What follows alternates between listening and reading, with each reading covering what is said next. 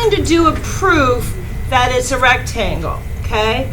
Think back to our spreadsheet. We started with a quadrilateral, and it went down into either a trapezoid or a parallelogram, right? What did we compare in order to prove it was either a trapezoid or a parallelogram? What did we look at?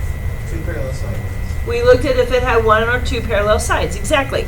And how do you find if they're parallel sides? What do you compare?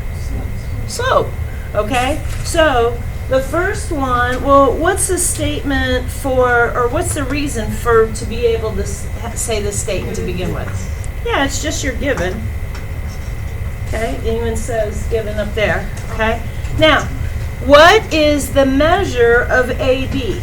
There are two ways to find your slope of AB. How do you find slope? There's two different ways. Yeah, no, you're right. Go. What is that? What were you trying to? You either have the slope formula,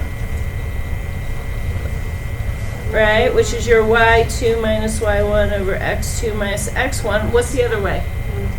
Rise over run. Okay, so if I use rise over run, I'm going to go up to 3 over 1, 2, 3, 4, 5, 6, 7, 8, 9. But what does that simplify to? So the slope of AB is 1/3. You need to find the slope of each of those lines, all right? Because that's the only way to tell if it's parallel or not, if they have the same slope, all right? And what are we doing here? What's the reason that I can say the slope of AB is 1/3? What did I use? Slope, rise over run. Yeah, so it's the definition of slope by rise over run. Okay? If you use the slope formula, it'd be definition of slope by slope formula. Okay? Then you can, because we just found the slope, then you can say your lines are parallel by definition of parallel lines, because they need to be for parallel lines, they need to be what? Same slope. Okay? Then you can say these things are perpendicular because of what reason? Well, how do you know when two lines are perpendicular? When they have this smack, it says it. How do you know, why can I say these are perpendicular? What do I know about perpendicular lines?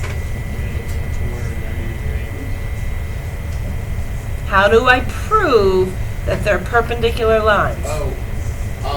The opposite slopes.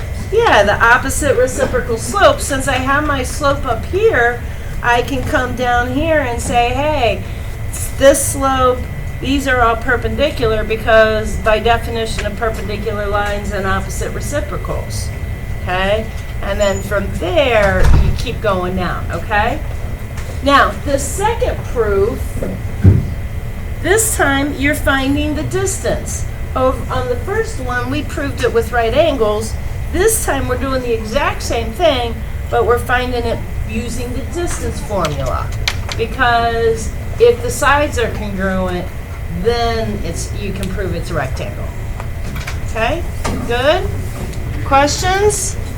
Gonna collect that at the beginning of class. We are into the A range here. My